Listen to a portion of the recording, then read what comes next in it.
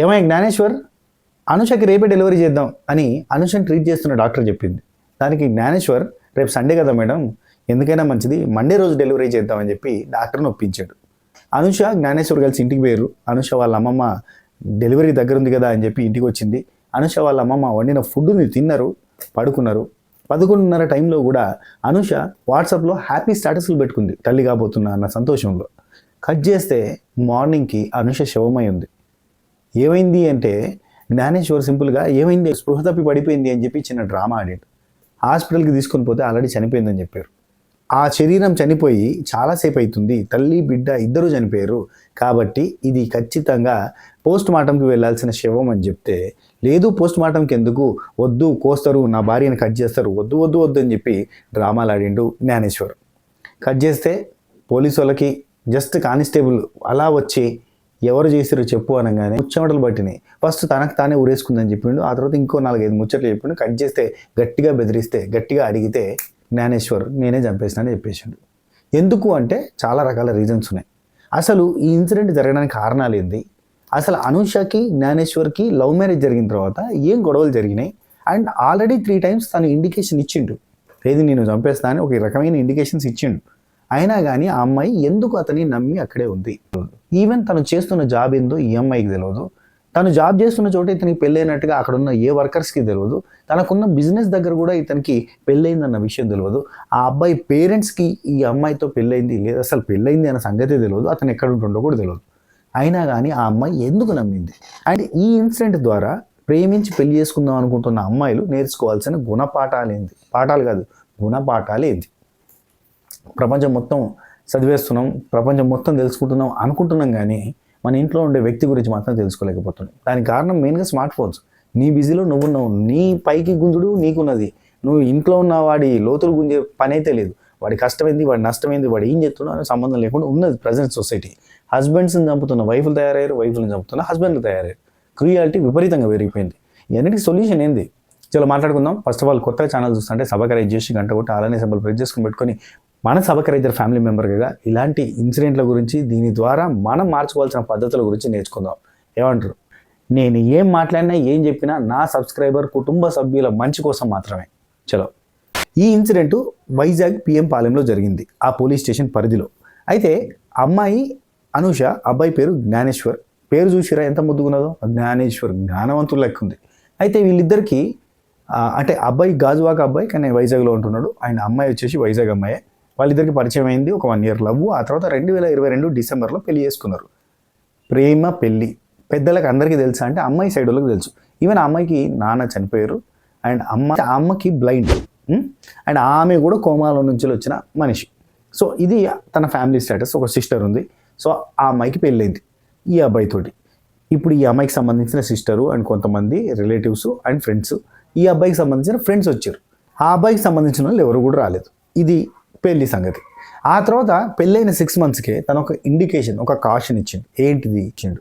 నాకు క్యాన్సర్ ఉంది, నేను ఎక్కువ రోజులు బతకలేను, కాబట్టి మన ఇద్దరం విడిపోదాం, నీ కొత్త లైఫ్ నువ్వు స్టార్ట్ చేయి, అనవసరంగా నా వల్ల నీ జీవితం నాశనం అయిపోద్ది అని ఒక డ్రామా ఆడాడు. ఈ అమ్మాయిలు ప్రేమించారంటే గుడ్డిగా నమ్మడం మొదలు పెడతారు. ఇది ఒక పెద్ద ప్రాబ్లం.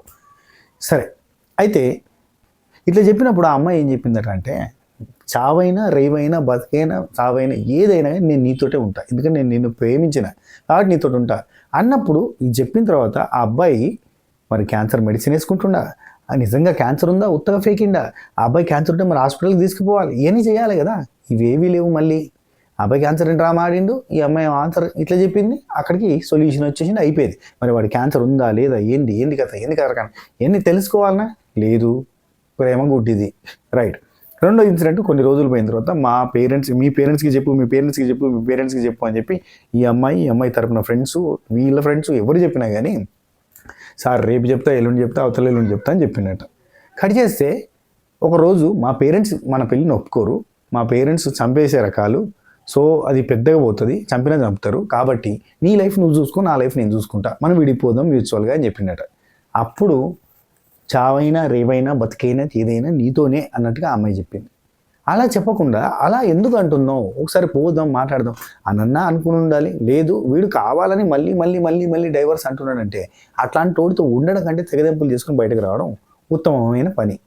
ఎందుకంటే చదువుకుంది, జాబ్ చేస్తుంది, అయినా కానీ రాలేదు, అక్కడే ఉంది.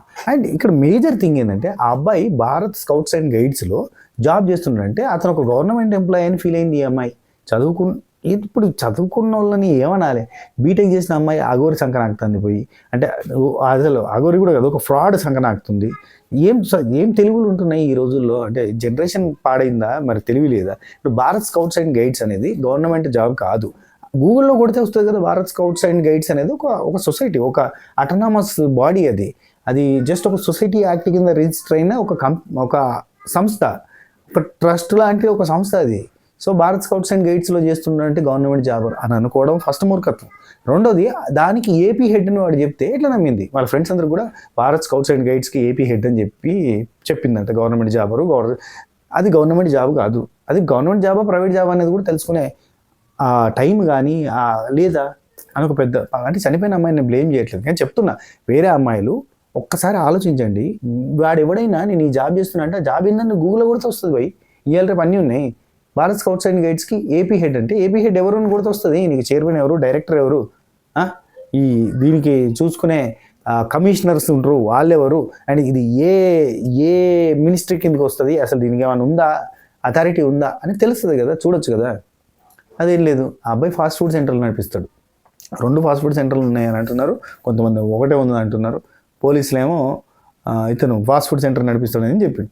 అండ్ ఈవెన్ అతను ఫాస్ట్ ఫుడ్ సెంటర్ నడిపించే దగ్గర అతని ఎంప్లాయీస్ కూడా ఇక్కడ ఈ అబ్బాయికి పెళ్ళయిందన్న విషయం చెప్పలేదు, అండ్ వాళ్ళ పేరెంట్స్కి చెప్పలేదు. అండ్ ఈ అమ్మాయితో ఫోటోలు దిగడానికి నిరాకరించేటోడట, అంటే ఫోటోలు దిగడానికి యాక్సెప్ట్ చేయకపోయేటోడు.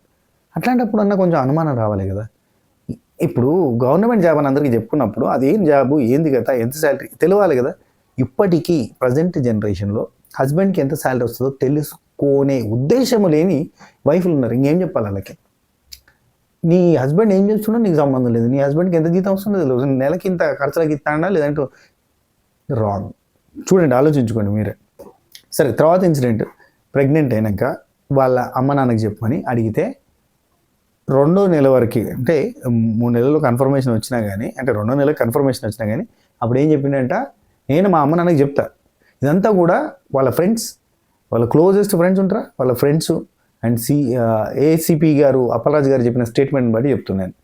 వాళ్ళ ఫ్రెండ్స్ అడిగితే నేను ఇప్పుడు మా పేరెంట్స్కి చెప్తా, ప్రెగ్నెంట్ అయిందని చెప్పొచ్చు, ఏముంది 7th మంత్లో బేబీ పుట్టిండని డ్రామా ఆడచ్చు మనము, అన్ని దగ్గర డ్రామాలు ఉన్నాయి చూసిరా. ఇది పెద్ద దారుణమైన కథ. మీరు అర్థం చేసుకోవాలి, అతను అన్నిటికీ అబద్ధాలు ఆడుతున్నాడు, డ్రామాలు చేస్తున్నాడంటే. చూడు, ఇప్పుడు క్యాన్సర్ వచ్చిందని ఒక డ్రామా ఆడిండు, పేరెంట్స్ చంపేస్తారు మనం విడిపోదామని ఒక డ్రామా ఆడిండు.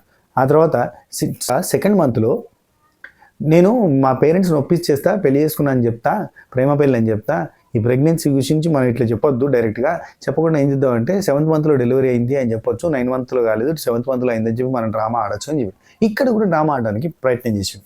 ఆ తర్వాత చెప్పినామంటే రేపు చెప్తాను 5th మంత్ వరకు వాటిని గుంజి 5th మంత్ తర్వాత డైరెక్ట్ బేబీని పట్టుకొని పోదాం మనం, పోతే ఒప్పుకుంటారు అని చెప్పినట్ట. మళ్ళీ డ్రామా అయిపోయిందా? ఇంతకు మించి అనుమానం కూడా కాదు, కన్ఫర్మేషన్ ఇచ్చే ఒక సంఘటన జరిగినా కానీ ఆ అమ్మాయి అర్థం చేసుకోలేకపోతే ఇంకేం చెప్తాం? తనకు ప్రాణహాని ఉంది అనేది ఒక అర్థమయ్యే ఇండికేషన్ అతనే ఇచ్చేసిండు. క్రేవింగ్స్ ఉంటాయి బై ప్రెగ్నెంట్ ఉమెన్ అంటే. ఆ అమ్మాయి ఫలుడా తాగుతా అని అంట, లస్సీ ఫలుడా ఉంటుంది కదా, ఫలుడా తాగుతా అంటే అబ్బాయి ఫలుడా తీసుకొచ్చిండు, ఫలుడా తాగింది, తాగితే అందులో కింద ట్యాబ్లెట్ వచ్చింది. ఈ ట్యాబ్లెట్ ఏంటంటే అబ్బాయి చంపేద్దామని ట్యాబ్లెట్ వేసిండు, ఏదో కానీ కలపడం మర్చిపోయినా కరగలేదా మరి ఏందో కానీ ఆ అమ్మాయికి దొరికిపోయింది ట్యాబ్లెట్ వచ్చింది. ఇందులో ట్యాబ్లెట్ ఉంది అని అంటే అవునా ఎట్లొచ్చింది ట్యాబ్లెట్, ఆ జ్యూస్ షాప్ని నిలదీస్తా, కడిగేస్తా, అడిగేస్తా, నేను పోతా అని చెప్పి కొట్టాడబెట్టుకుంటా, అంత పని చేసిండట సినిమా. ఎంత డ్రామా, ఎంత మోసం. అయినా అప్పుడు అర్థం చేసుకోవాలి అమ్మాయి, ఇదివరకే చంపేస్తారు, చస్తారు, మనం విడిపోదాం అంటున్న అబ్బాయి ఫలుడా జ్యూస్లో ట్యాబ్లెట్ వచ్చింది అన్నప్పుడు ఇదేదో మర్డర్ అటెంప్ట్ జరిగింది అని అర్థం చేసుకోవాలి కదా, కామన్ సెన్స్ యూజ్ చేయాలి కదా. వాడు చేసిన డ్రామాకి మళ్ళీ కరిగిపోయింది. అమ్మాయిలు నమ్మితే ఎంత మోసపోవడానికైనా రెడీగా ఉంటారు అబ్బా. అయిపోయింది. మధ్యలో మెటర్నిటీ ఫోటోషూట్ కూడా తీసుకున్నారు. ఆ ఫోటోషూట్లో కూడా ఆ అబ్బాయి ఫోటో దిగడానికి అస్సలు ఒప్పుకోలేదంట. తనను మాత్రం ఫోటో తీయండి అని నన్ను ఫోటో తీయద్దంట. అవే ఈ ఫోటోలు. సో ఇంత చేసిన తర్వాత ఆ అబ్బాయి ఇంకా వశపల్లె ఆయనకి ఏంటంటే ఖచ్చితంగా ఇప్పుడు డెలివరీ అయిపోతే బాబో పాపో పుడుతుంది, పుట్టగానే వీళ్ళిద్దరినీ నేను కాసుకుంటూ ఉండాలి అంటే అతను ఇంకా పెళ్లి కాలేదు అని బయట డ్రామా ఆడుతున్నాడు కదా. తన లైఫ్, తన పెళ్ళి. యాక్చువల్లీ పెళ్ళి అంటే అంత ఈజీ కాదబ్బా, సంసారం అంటే అంత ఈజీ కాదు. లవ్ చేసుకున్నప్పుడు, ఎంజాయ్ చేసినప్పుడు, దులిపేసుకున్నప్పుడు జరిగినంత ఈజీ కాదు. సంసారం అంటే 1,00,000 ఖర్చులు ఉంటాయి, 1,00,000 పనులు ఉంటాయి, బాధ్యతలు ఉంటాయి, ఒక టైం సెన్స్, ఒక మెయింటెనెన్స్ అన్నీ ఉంటాయి. మనీయే కాదు, మైండ్ కూడా ఇంటి దగ్గర పెట్టాల్సిన సిచ్యువేషన్ ఉంటుంది. బాధ్యత అనేది ఒకటి పెరుగుతుంది. అవన్నీ తీసుకోలేనప్పుడు జెడ్డోళ్ళు ఉన్నారా ఇప్పుడు, జిడ్డు బ్యాచ్. ఆ బ్యాచ్ కదా ఏంది, ఇవాళ కలిసినామా రేపు దులుపుకున్నామా వెళ్ళిపోయినామా అన్నట్టుకున్నారు కదా. అట్లున్న సుఖం అబ్బా. ఎందుకంటే పెళ్లి చేసుకొని పోషించలేక, మెయింటైన్ చేయలేక, ఇంట్లో చెప్పకుండా ఇలా దొంగతనంగా మెయింటైన్ చేసి ఆఖరికి అమ్మాయినో లేదంటే అబ్బాయినో చంపడం కన్నా నువ్వు పెళ్లి చేసుకోకుండా ఉండవు ఉత్తమం. నువ్వు గాలికొండు చెట్టులోకి ఎండిపో. ఆ జ్ఞానేశ్వర్ అనేటోడికి ఎంత భయం లేని మనిషి చూడుర్రి. ఒక రూమ్లో అనూష వాళ్ళ అమ్మమ్మని పడుకోబెట్టి ఇంకో రూమ్లో ఈ అమ్మాయిని చంపేసిండు. చంపడమే కాకుండా పొద్దుగా లేచి ఫోన్ ఎత్తుకుంటుండంట. ఫోన్ ఎత్తుకుంటుంటే ఆ శవాన్ని అక్కడనే ఉంచేసి వీడు హ్యాపీగా ఫోన్ ఎత్తుకుంటూ కూర్చున్నాడు. కట్ చేస్తే తెల్లారి వాళ్ళ అమ్మమ్మ లేపడానికి ట్రై చేస్తే లేవకపోతే జ్ఞానేశ్వర్ చూడు ఆ అమ్మాయి లేస్తలేదు అని అంటే, అయ్యో లేస్తలేదా, ఏమైంది, స్పృహ తప్పి పడిపోయిందా అని చెప్పి డ్రామాలు ఆడి హాస్పిటల్కి పట్టుకొని పోయినట్ట. వాళ్ళ ఫ్రెండ్స్కి ఫోన్ చేసి చెప్పినట్ట. వాళ్ళ ఫ్రెండ్ ఇంటికి రాగానే ఆ అబ్బాయి మెడ మీద ఇట్లా ఘాట్లు ఉన్నాయంటే, చేతికి గోర్ల మరకలు ఉన్నాయంట, గోర్లతో గీరినట్టుగా ఉన్నాయంటే, కొంచెం ఇక్కడ రప్చర్ అయినట్టుగా ఉందట అబ్బాయికి. అది చూడంగానే ఆ అమ్మాయిని చూడంగానే బ్లాక్ అయిపోయి కంప్లీట్గా సాలిడ్ అయిపోయి గట్టిగా అయిపోయి ఫ్రీజ్ అయిపోయి ఉందంట. అది చూడంగానే డౌట్ వచ్చేసి ఒక కానిస్టేబుల్ ఫ్రెండ్ని కూడా తీసుకొచ్చి ఆ కానిస్టేబుల్ని అక్కడనే ఉంచేసి కొంచెం గమనిస్తూ ఉండు, నాకు ఏదో డౌట్ కొడుతుందని చెప్పిండట. ఆ అబ్బాయి ఇచ్చిన స్టేట్మెంట్ ప్రకారంగా చూస్తే చంపేసినావు కదరా అంటే అయిపోయింది ఇంకెందుకు వదిలే అంటాడంట. అంటే రిగ్రెట్ కూడా ఫీల్ అవుతుంది. ఇది ప్రస్తుతం సమాజంలో క్రూయాలిటీ లెవెల్. తన మీద కన్నా కడుపులో ఉన్న చిన్న బేబీ ఉంటుంది కదా, పుట్టబోయే బేబీ, వాళ్ళ మీద ప్రేమ ఉంటుంది కదా. ఇప్పుడు 5th మంత్ తర్వాత 6th మంత్ ఆ టైంలో హార్ట్ బీట్ వినబడుతుంటే ఒక తండ్రి కడుపుతో ఉన్న భార్య కడుపు మీద చెవు పెడితే హార్ట్ బీట్ వినబడుతుంది. అది తన్నుతుంటాడు 7th మంత్లో, బేబీ తంతా ఉంటుంది. అది చూసినోడికి ఆ బేబీని చంపాలి, ఆ అమ్మాయిని చంపాలి అని ఎంత క్రూయల్గా ఉన్నాడు వాడు. ఓన్లీ జస్ట్ ఫిజికల్గా ఉపయోగపడుతుందని అమ్మాయిని వాడుకున్నాడు. ఎంత వదిలించుకుందాం అనుకున్నా అమ్మాయి వదలలేదు. ఇప్పుడు కంప్లీట్గా వదిలించుకునే ప్రయత్నం చేసిండు. అంటే ఫ్రెష్గా మంచిగా ఉన్నాడు, మంచిగా ఫ్రెష్గా పెళ్లి చేసుకుందాం అన్న ఫీలింగ్లో ఉన్నట్టున్నాడు వాడు. అట్లాంటి వాడిని ప్రేమించి పెళ్లి చేసుకుందాం అనుకునే అమ్మాయిలు తెలుసుకోవాల్సిన విషయాలు ఏంటంటే, ఫస్ట్ థింగ్, నువ్వు ఒక అబ్బాయిని ప్రేమిస్తే ఆ అబ్బాయితో లైఫ్ పంచుకుందాం అని అనుకుంటే అతను చేస్తున్న పని ఏంటి, వాడు ఫీల్ అయినా మంచిదే, వదిలేసినా మంచిదే, తెలుసుకో వాడు చేస్తున్న పని ఏంది, వాడు చెప్పిన మాటలు నిజమా కాదా క్లారిటీ తెచ్చుకో. వాడు చెప్పిన కంపెనీలోనే ఉన్నాడా, వాడు చెప్తున్న జాబ్ చేస్తున్నా, వర్కే చేస్తున్నా, కూలీ పనికి పోతున్నా, అది క్లారిటీగా నిజమేనా కాదా. అండ్ వాళ్ళ పేరెంట్స్కి చెప్పకుండా చాటుగా చేసుకుంటా అంటే ఒప్పుకోకండి, అవసరం లేదు అట్లాంటి లైఫ్. రేపొద్దున వాళ్ళ పేరెంట్స్కి నచ్చక వచ్చి నిన్నేమైనా చేసినా, వీడు వాళ్ళ పేరెంట్స్ని ఒప్పించలేక నిన్నేమైనా చేసినా ఎవరి రెస్పాన్సిబిలిటీ. ఇప్పుడు ఇవాళ రేపు మనుషుల ప్రాణాల, చీమల, దోమలు, గొర్రెల ప్రాణాల అర్థమవుతలేదు. ఎందుకంటే అంత ఈజీగా చంపేస్తున్నారు జనాలు, క్రూయల్గా తయారయ్యారు.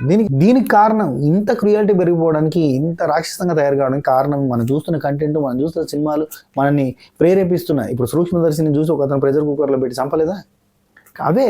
కానీ సినిమా వాళ్ళు చాలా దర్జాగా చెప్తారు, అబ్బా వాళ్ళకి పైసలు కావాలి, వాళ్ళకి మార్కెట్ కావాలి, వాళ్ళకి జనం ఎడబోతేంది, వాళ్ళకి సినిమా హిట్ కావాలంటే వాళ్ళకి కావాల్సినంత క్రూయాలిటీ పెడతారు. స్టైల్గా కాలు మీద కాలేసుకొని ఇంతకంటే క్రూయల్గా, ఇంతకంటే దారుణమైన కంటెంట్ తీస్తున్న కంట్రీస్లో కూడా ఇంత క్రైమ్ రేట్ లేదు, సినిమాలకి క్రైమ్కి సంబంధం సోది చెప్తారు. భయ్ వాడు బతకాలి కదా, వాడు మాస్ హీరో కావాలి అని చెప్పి మంచి హీరోలు కూడా క్రూయల్ కంటెంట్ ఉన్న సినిమాలు తీస్తున్నారు.